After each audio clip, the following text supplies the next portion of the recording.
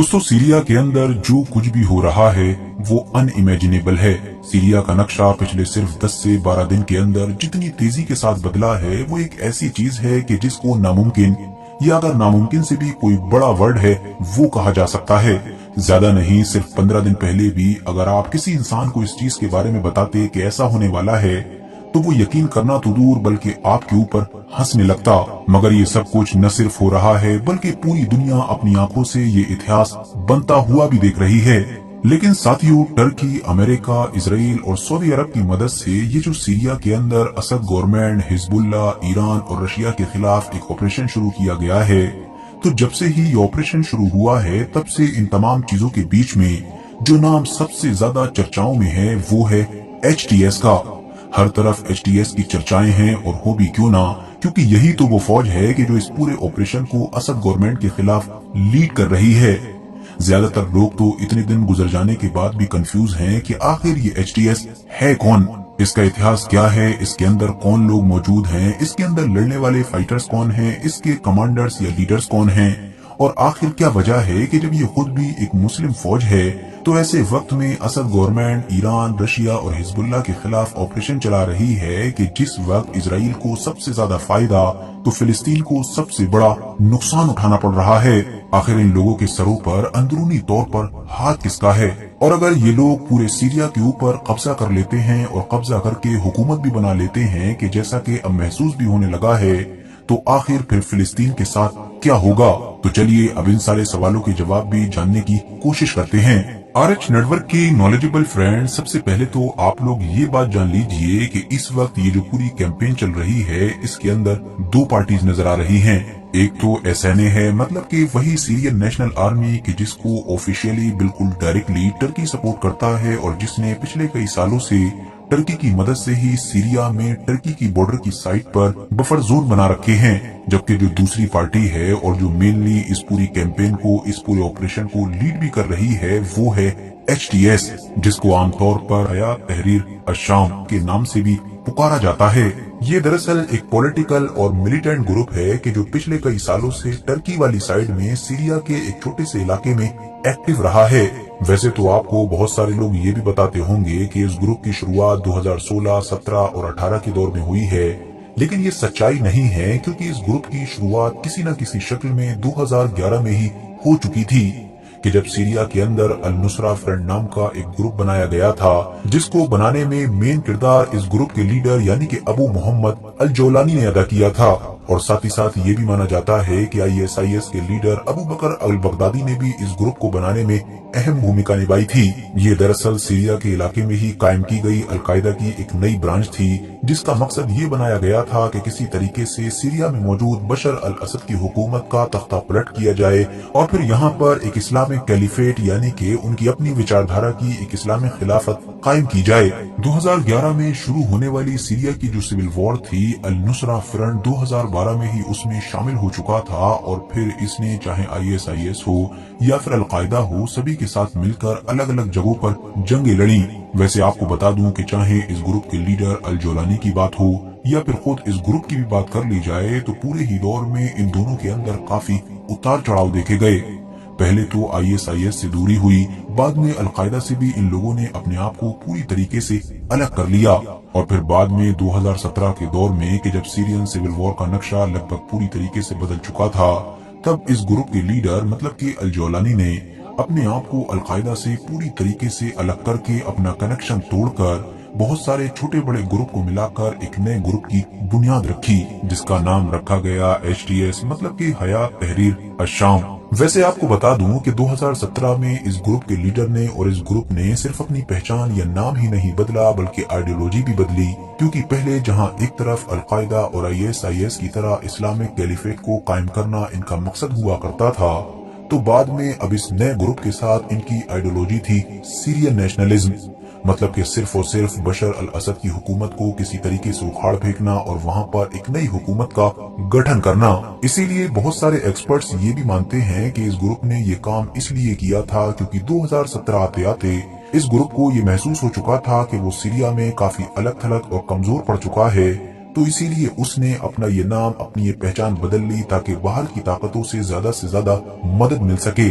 और वो international community में कुछ मकबूलियत हासिल कर सके। जबकि कुछ एक्सपर्ट्स ये भी मानते हैं कि शायद ये आइडिया इस ग्रुप के दिमाग में खुद से ना आया हो, बल्कि दुनिया की जो कुछ बड़ी बड़ी ताकतें हैं कि जो इस ग्रुप का इस्तेमाल करना चाहती थी, इसको सपोर्ट करना चाहती थी, मगर क्योंकि इसके ऊपर तो पहले से ही बहुत बड़े बड़े दाग लगे हुए थे, ये तो आतंकवादी ग्रुप था, तो इसीलिए उन्होंने ही जानबूझकर इसका नाम बदलवाया होगा, इसकी रीब्रांडिंग की, ताकि उनको सपोर्ट करने में कोई प्रॉब्लम न हो सके। 2017 के बाद से ही इस ग्रुप ने सीरिया के एक खास इलाके में अपने पैर जमाने शुरू कर दिए थे, और वो इलाका था टर्की वाली साइड में जो इदलिब शहर है उसके आसपास का। वहाँ पर इन्होंने अपनी प्रॉपर एक गवर्नमेंट भी कायम की जो अभी तक चलती आ रही है। वहाँ की इकोनॉमी, वहाँ के सारे मामला, वहाँ की जमीन से निकलने वाला तेल, सब कुछ यही लोग कंट्रोल करते आए हैं। वक्त गुजरता गया और फिर जैसा कि हम जानते हैं कि साल 2020 में टर्की और रशिया की कोशिशों से सीरिया के अंदर सीज फायर हुआ।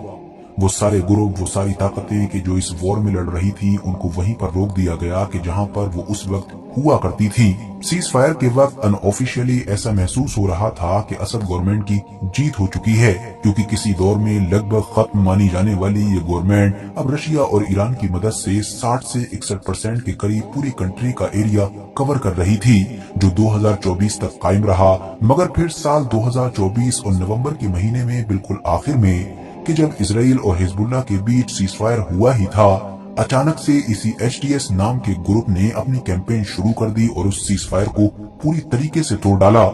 महसूस तो ये हुआ कि शायद किसी बड़ी ताकत के इशारे पर इन्होंने ये हमला शुरू किया है, थोड़ी बहुत झड़प होगी और फिर कुछ दिनों के बाद खत्म हो जाएगी। और वैसे भी ये एक सरप्राइज अटैक था, तो जाहिर है सरप्राइज अटैक में कम वक्त के अंदर एक बड़े एरिया को कंट्रोल में ले लेना कोई बड़ी बात नहीं होती है। मगर ये जो कुछ भी सोचा जा रहा था, सब कुछ गलत साबित हुआ, क्योंकि जैसे जैसे एक एक दिन गुजरता गया, बल्कि मैं कह सकता हूँ कि जैसे जैसे घंटे गुजरते जा रहे थे, इस ग्रुप की स्पीड कम होने की बजाय बढ़ती चली गई। और जिस तेजी और आसानी के साथ इन्होंने सीरिया के एक बड़े हिस्से को कब्जाना शुरू किया, उसे देखकर बिल्कुल ऐसा महसूस हो रहा था कि मानो असली जंग नहीं बल्कि ये कोई वीडियो गेम चल रहा हो। और अब कि जिस वक्त ये वीडियो रिकॉर्ड किया जा रहा है, दमिश्क को छोड़कर लगभग सीरिया के ज्यादातर मेन इलाके इस छोटे से ग्रुप के अंडर में आ चुके हैं, और माना जा रहा है कि शायद चंद घंटों के अंदर या अगले कुछ दिनों के अंदर असद गवर्नमेंट पूरी तरीके से कोलैप्स कर जाएगी। अब अगर कुछ खास फैक्ट्स पर नजर डालें तो सच्चाई तो यही है दोस्तों कि ये एक ऐसा ग्रुप है कि जो लंबे वक्त से सिर्फ टर्की या फिर इनडायरेक्टली अमेरिका की मदद पर ही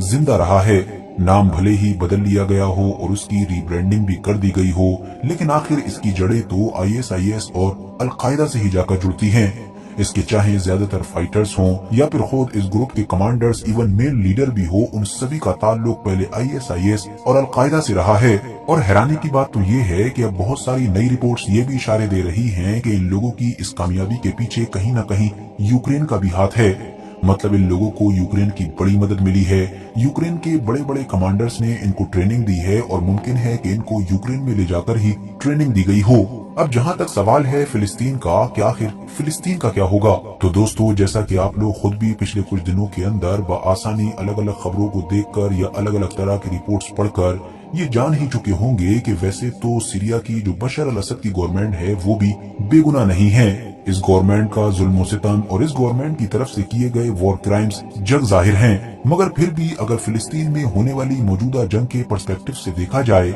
तो हो न हो असद गवर्नमेंट ही वो ताकत थी कि जो ईरान का हमास और मेनली हिजबुल्लाह के साथ कोऑर्डिनेशन करा रही थी। मतलब ईरान का इजराइल के खिलाफ जो पूरा एक एक्सिस ऑफ रेजिस्टेंस है, उसका जो गढ़ है, या कह सकते हैं कि जो उसकी सप्लाई लाइन है, वो दरअसल इसी सीरिया से होकर गुजरती है। हालांकि हम लोग ये भी नहीं कह सकते हैं कि अगर सीरिया से बशर अल असद की गवर्नमेंट चली जाएगी तो ईरान और उसका जो प्रॉक्सी है मतलब कि हिजबुल्लाह, उनके बीच सप्लाई लाइन पूरी तरीके से ही खत्म हो जाएगी, हथियार पैसा कुछ पहुंच ही नहीं पाएगा। हो तो तब भी पाएगा, लेकिन हाँ ये काम मुश्किल बहुत हो जाएगा। अब सवाल आता है कि आखिर इजराइल का क्या, मतलब ये जो नया ग्रुप सीरिया पर कंट्रोल हासिल कर रहा है, ये इजराइल को लेकर क्या सोचता है। तो वैसे तो दोस्तों इस ग्रुप ने हमेशा इजराइल को लेकर ज्यादातर खामोशी ही बनाकर रखी है और ज्यादा कुछ ऑफिशियली कोई बयान दिया ही नहीं है। लेकिन फिर भी पर्दे के पीछे क्या चल रहा है, इसका अंदाजा पिछले कुछ दिनों में होने वाली कुछ एक्टिविटीज से लगाया जा सकता है। मिसाल के तौर पर इस ऑपरेशन को शुरू करने की जो टाइमिंग है वो पूरी तरीके से शक के दायरे में है, क्योंकि अगर ये ग्रुप ईरान, असद की गवर्नमेंट और हिजबुल्लाह को अपना दुश्मन मानने के साथ साथ इसराइल को भी छोटा मोटा दुश्मन भी मान रहा होता तो एटलीस्ट अपने इन दुश्मनों पर दूसरे दुश्मन के फायदे के वक्त हमला नहीं करता। और फिर साथ ही साथ अगर आप लोग इजरायली मीडिया पर भी नजर डालेंगे कि सीरिया को लेकर पिछले 10-15 दिनों से उनके मीडिया में क्या छप रहा है, क्या चल रहा है, वो भी आपको काफी चौंका देगा। मिसाल के तौर पर इसराइल का जो एक मशहूर अखबार है या कह सकते हैं कि मीडिया ऑर्गेनाइजेशन है, मतलब कि टाइम्स ऑफ इसराइल, उसका भी एक आर्टिकल है जिसमें ये दावा किया गया है कि एचटीएस के एक मेंबर ने इंटरव्यू में खुले तौर पर मीडिया पर्सन से कहा है कि इसराइल को हमारी इस ऑपरेशन में एयर स्ट्राइक्स वगैरह के जरिए से मदद करनी चाहिए। और वैसे भी अगर आप लोग थोड़ा बहुत भी सर्च करेंगे तो आपको इस ग्रुप से जुड़े हुए लोगों की तरफ से दिए गए कुछ ऐसे पुराने बयान भी मिल जाएंगे कि जिसमें इन लोगों ने पूछे जाने पर इशारों में ये जवाब दिया कि आसपास की चाहे वो कोई भी ताकत हो, हमको किसी से कोई प्रॉब्लम नहीं है, हम हर किसी के साथ कोऑपरेट करने के लिए तैयार हैं। बस हमारी जो प्रॉब्लम है, हमारी जो दुश्मनी है वो असद गवर्नमेंट से है या फिर अंदर ही मौजूद जो असद गवर्नमेंट के सपोर्टर हैं, मतलब कि हिजबुल्ला, ईरान या रशिया वगैरह की अंदर मौजूद फौज, उन सब से है। अब इस बात से कम आप ये तो अंदाजा लगा सकते हैं कि हाँ, इन लोगों के पावर में आ जाने की वजह से ईरान का जो एक्सिस ऑफ रेजिस्टेंस है वो काफी कमजोर पड़ेगा।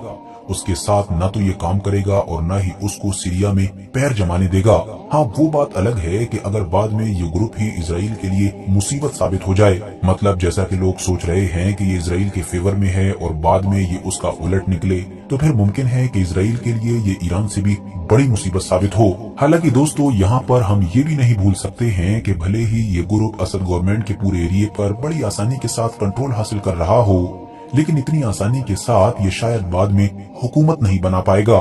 उसकी वजह ये है कि ये जो आपको एचटीएस बताया जा रहा है, ये दरअसल कोई तालिबान की तरह इकलौता ऑर्गेनाइज ग्रुप नहीं है, बल्कि ये तो बहुत सारे छोटे बड़े ग्रुप से मिलाकर एक बड़ा ग्रुप बनाया गया है।